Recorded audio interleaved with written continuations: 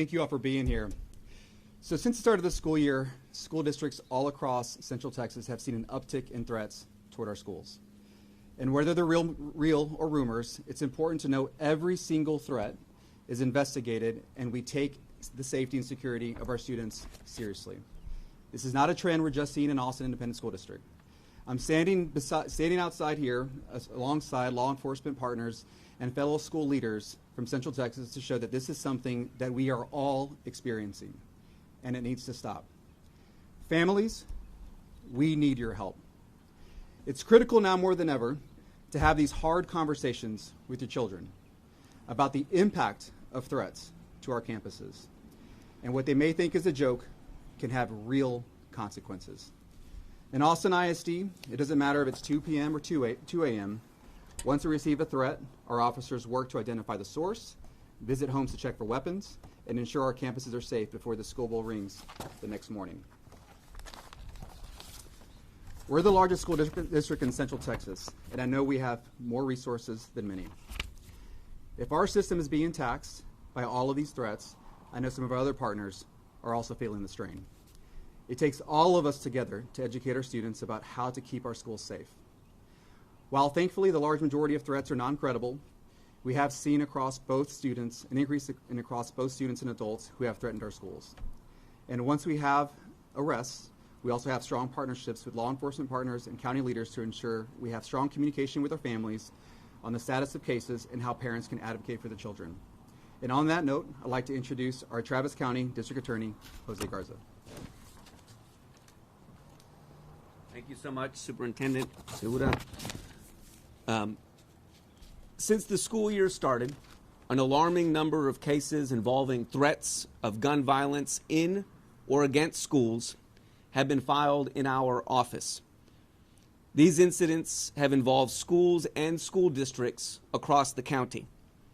I'm incredibly grateful to our law enforcement partners, particularly the AISD Police Department and the Austin Police Department, for their work to detect these threats and to prevent potential acts of gun violence.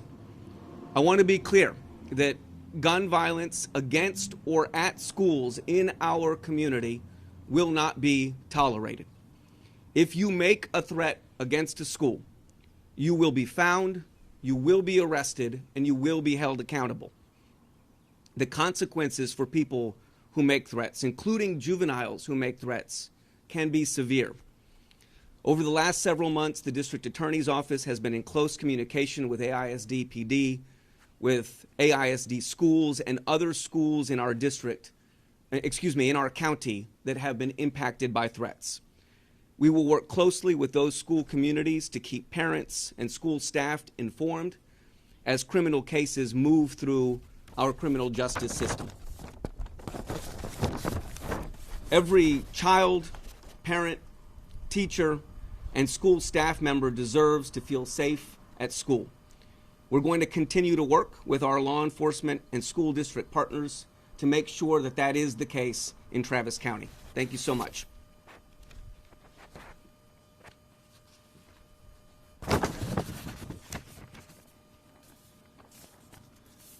Good morning, everyone. My name is Wayne Sneed. I'm the Chief of Police for Austin ISD Police Department, and thank you all for being here this morning. I'd like to begin by reiterating what Superintendent Matias Segura and DA Jose Garza has just spoken about. Whether the threat is real or rumored or seen on social media, it's important to know that every single threat we encounter will investigate and we will pursue it until it's no longer a threat. Parents and students, what does that mean? Well, don't be surprised if you get a visit from your local law enforcement agency. This is not an option. It's a guarantee. We will be at your door. This is a standard protocol. Protocols we carry out regardless of a child's age. We all know children have unique ways of expressing their frustrations and how they joke. This can get them in a lot of trouble. Many of you may remember as children, our parents, grandparents, and guardians would always emphasize to us, do not enter an airport and say, I have a bomb. It's not a joke and can have serious consequences. Parents, we ask that you talk to your children about responsible use of their social media and what's appropriate for them to say and to joke about when they're in a school setting or not. The Austin ISD Police Department works very closely with our local law enforcement partners as well as our district attorney's office when these types of incidents are under investigation. Again, I want to reiterate, fake threats have real consequences. Thank you. I'd like to turn it over now to Amanda Tui. She's one of the AISD licensed clinical social workers who will speak on mental health and the importance of our families talking to their kids about talking to a trusted adult if they're concerned about another student. Amanda? Good morning. My name is Amanda Tui, and I'm one of Austin ISD's licensed mental health professionals. Thank you for being here today to discuss this critical issue affecting our schools and communities, and how we can foster healthy conversations about it, especially with our children and their mental health. For many students, discussions about violence, whether in person or on social media, can create feelings of fear, anxiety, and uncertainty. Social media often amplifies these emotions, as threats or rumors are often shared quickly and widely, making it feel overwhelming for students and the community. It's important to remind our children that they don't have to face these concerns alone, and there is help available. Their safety, well-being, and mental health are priorities. There are counseling supports available in school as well as through our local mental health stakeholders. These resources can be found by talking to your school's counselor. It's vital for families to engage in open conversations with their children about these issues. Parents and caregivers should encourage kids to express their feelings and thoughts, helping them to understand the weight of what they may hear or see. By addressing these topics head-on, we can reduce stigma and promote a culture of safety and support. It's critical that we empower our students to always take threats seriously and to understand that reporting concerns is an act of responsibility and care for their entire community. If your child expresses concern about something they have seen or heard, encourage them to talk to a trusted adult immediately. While this may cause feelings of anxiety or worry, it's also important to know that there are trusted adults available to help them. Let's work together to promote a culture of safety and understanding and mental well-being, ensuring that every student feels supported, seen, and heard. Thank you for your time, and now Dr. Sormani will say a few words.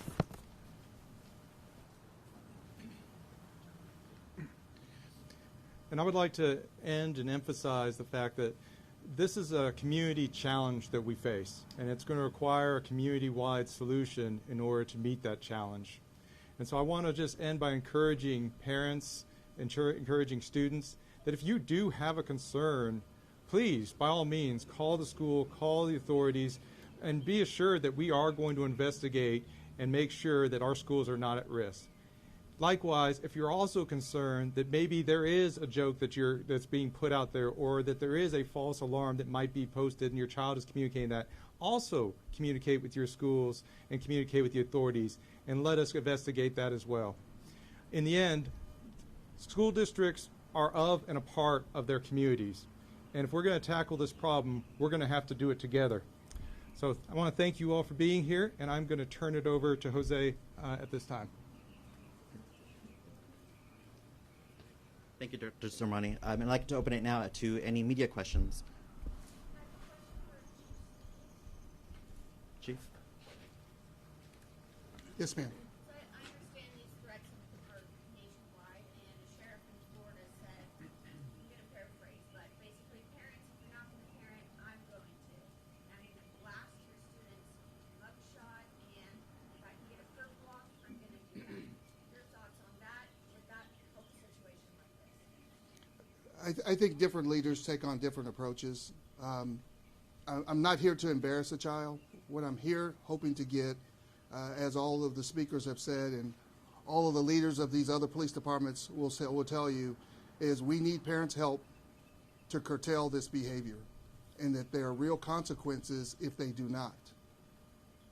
As I mentioned in my presentation earlier, this is not a new concept. There was a time when people were doing this in airports. It was no longer acceptable, and there was a lot of media around, do not make threats about bombs in airports. We are now at a time in our nation, in our country, where threats towards school, threats towards people at school is unacceptable. And we need to get the message out to our young future leaders that this is not acceptable. And it's happening way too common and way too often. You say real consequences. What's going to happen? Are they going to get arrested? Are they going to jail? What's going to happen? A complete investigation will happen. If this happens at 2 o'clock in the morning, we will be at your door at 2 a.m. If this happens at 3 o'clock in the morning, we will be at your door at 3 a.m. until we are convinced that there is not a threat. And when school starts, that we are going to be there to make sure that that school is safe for those staff, the students, and any visitors. David? This could be for you, Chief Sneed, or for you, Garza, but what is the threshold for arresting a child? Is it going to be the same for, a child being spreading the horrible threat versus a child who's creating it? What does that look like? The threshold is a legal standard that applies to adults and juveniles. Is there a probable cause to believe that you committed a crime? And if that's the case, you will be arrested. Is spreading the rumor the same thing as? These cases are varied. Every fact situation is different, and along with our law enforcement partners, we're going to be evaluating every fact situation on its own merits and determining whether there's probable cause in that instance. The cases that are pending in our office, certainly some of them relate to threats, others do not. So there's a wide range of conduct that is being investigated, that is arriving in our office, and that will be prosecuted. We'll be looking at every case individually. Any adults been charged in any of this? Yes. Look, I think in this, we've received over 10 cases this past week. I think over 30 cases pending in our office in total. Off the top of my head, my best recollection is two. In addition to that, 2 cases are against adults. How many charges? I'd have to go back and check where these cases are. And look, just a reminder, our process is different for juveniles than it is for adults. When law enforcement makes an arrest, there is a charge pending. There is a separate process that will happen once a case gets to my office, and I'd have to go back and check to give you a more precise update on what the status is of those cases. And then I'll also just mention that juvenile cases have different protections, and so the amount of information that we're able to share on those cases may be limited. Are you going to more for the school districts? But speaking of consequences, will there be consequences with their enrollment at these schools, suspension, expulsion? Can you speak to that a bit? Yeah, I certainly can. We have a variety of different protocols that we follow based on disciplinary actions. It really depends on the issue. Sometimes, and I will tell you, there have been times at 11 p.m. at night, I get notification that 2 6th graders passed in the hallway, said something to one another, and we investigate it. We have a conversation. Our officers work all night long, and we determine that it's not a threat. So in that instance, we work with the local administrators, the principal, to have a conversation with the students and make that a learning opportunity. In other instances, it's more severe, and in those cases, there are consequences. If it's a transfer, that transfer may be revoked. If there is action taken by the DA's office or our officers, then we follow protocols just like we would with any other type of action outside of AISD. So it really does vary, but I want to kind of give you an idea that this kind of the different types of things that we're working through every single day. How are these threats coming in? Social media, email, what's the biggest? Yeah, so that's a great question. Right now, and I'm actually very pleased to say this, the vast majority of the things that we're made aware of come through other students sharing with an adult. That for in Austin ISD, that's been our experience. We do also monitor a variety of different platforms. Sometimes it's social media, sometimes it comes via email. But by and large, at this point, we're getting this information from other students doing exactly what we want them to do. You see something, share it. Please share it immediately with an administrator, with the teacher, with an adult, and then that starts our process. For us, because it's our size, it happens continuously throughout the day. And as Chief Sneed said earlier, every single threat is pursued until we can deem it's not credible. And that goes down from a conversation all the way to an active photo, a photograph being shared on social media. With respect to the fact that this is a national trend, it's not just happening right here. Do you guys know what's going on? Are there more threats? Are we just taking it more seriously? Is this the new normal? Do you guys attest to that? I think there are a variety of different hypotheses. As all of our school districts and agencies have maybe discussed, it's a variety of things. I think the impact of social media has really had a profound impact on the way that our young people engage on social media. Things that they might otherwise think isn't a threat actually is a threat. So making sure that we're educating our young people as to what is appropriate and what is not, that's something that we've identified. I think also for us, what we identify as a threat has maybe been reassessed. Maybe in years past, maybe a conversation wouldn't get to the same level that we would investigate now, but certainly that does, given what we've seen around the country. So there are a lot of things that are maybe impacting this and the increase that we're seeing. Those are two examples that I can certainly share from my personal experience. If I can quickly follow up, when you say we, are you saying we as administrators, we as students are taking threats more seriously? I would say the school system as a whole. We as an organization evaluate all threats, period. 5, 6, 7 years ago, that I don't know if it was the same level. I mean, I wasn't here, many of our leaders weren't here.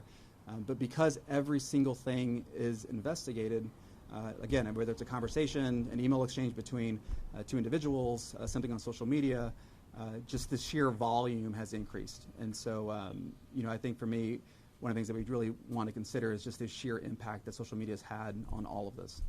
Can the DA's office speak to the step-by-step process of how you guys prosecute a child and when it's how serious? Well, those are separate questions. Let me take the second one first. We take it incredibly seriously. I'll say just a word about the juvenile process. First of all, it is very different from the adult process. It's a different set of law. Our juvenile justice system is codified in law under our family code. But after a juvenile is detained, they have a detention hearing where the judge will ensure that there is evidence of probable cause, will assess the risk to the community and make a determination as to whether or not that juvenile should remain detained. In our juvenile system, juveniles are entitled to detention hearings every 10 days subsequently.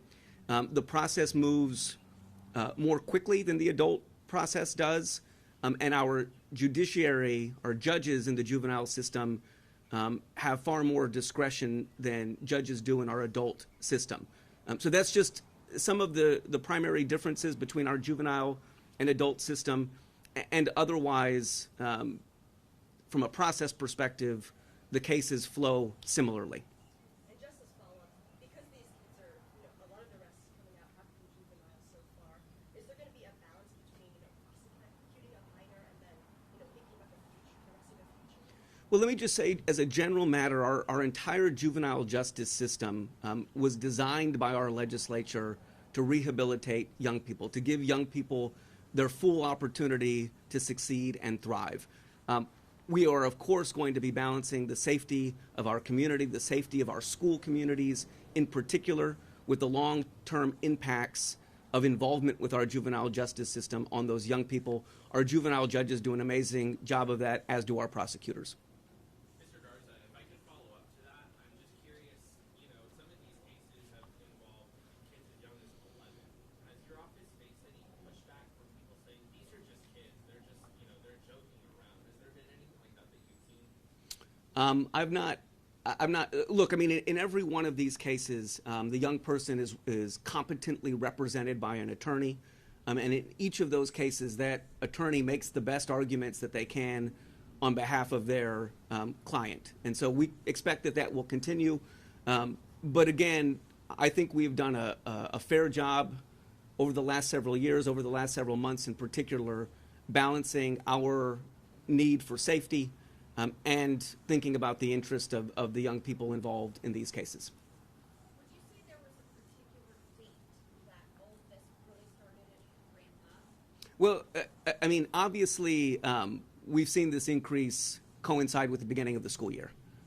These were not, for obvious reasons, cases that we were seeing in large volumes during the summer. And so it has just coincided with the return of kids to school. For ISD, is the district rolling out any education classes, whatever, for students about making false threats, and have you all in the past done that? So right now, we're focused on getting our messaging out to families. We are working with our administrators in our campuses using advisory to share kind of the appropriate use of social media, different things that you should and shouldn't be doing. As far as like a standard curriculum, it's really kind of guidance that we provide to administrators, and then they provide to our students at each of the campuses. So both, but we are reevaluating all things at this point and seeing what improvements can be made moving forward. All right. We need 2 more questions. How would you say this has impacted your operations? If you're talking to investigate, can you say hundreds, thousands, I don't know, how many threats? How is it? Excuse me. That's a great question. I think I speak for all of my law enforcement partners and criminal justice partners. When we have incidents like this, it puts a weight on the resources of a police department to investigate. And if you're doing a complete investigation, it takes time.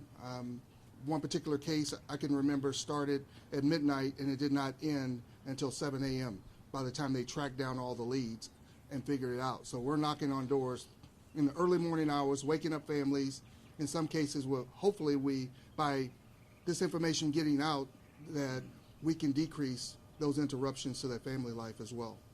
How many threats? Hundreds, thousands? I don't have the exact number. I know last year we had over 300. Last question. Last school year.